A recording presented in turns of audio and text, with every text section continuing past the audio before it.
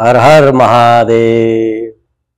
आज हम भक्ति और प्रेम के विषय में चर्चा करने के लिए यहाँ पर समाहित हुए हैं।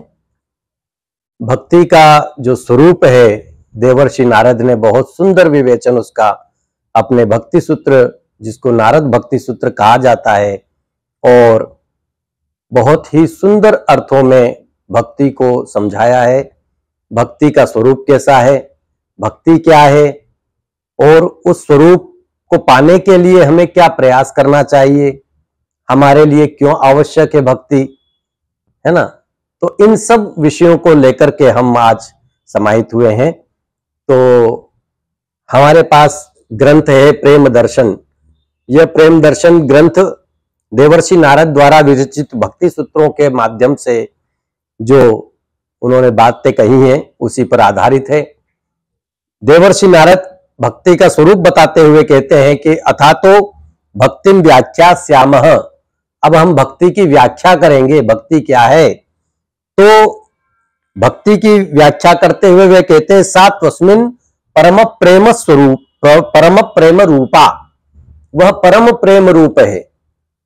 प्रेम यानी भगवत प्रेम, सांसारिक लौकिक प्रेम नहीं। सांसारिक लौकिक प्रेम क्यों आवश्यक है?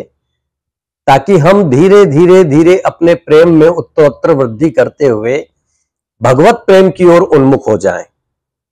और वह दिव्य प्रेम, वह निस्वार्थ प्रेम, जैसे भक्ति कैसी थी, भक्ति यानी प्रेम, भगवत प्रेम, जैसे गोपी जनों की भक्ति थी। भक्ति यथा व्रज गोपिका नाम।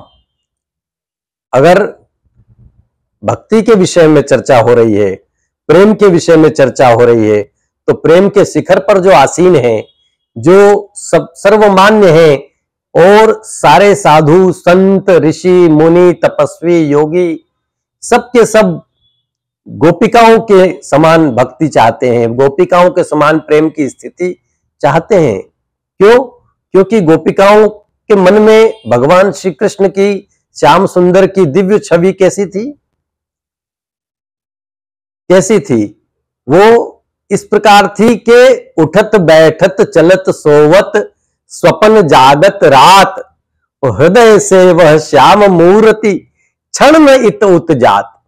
उठत बैठत, उठते बैठते, सोते जागते, खाते पीते, बातचीत करते, गोपिकाओं के हृदय से कृष्ण एक क्षण के लिए भी इधर उधर नहीं जाते थे।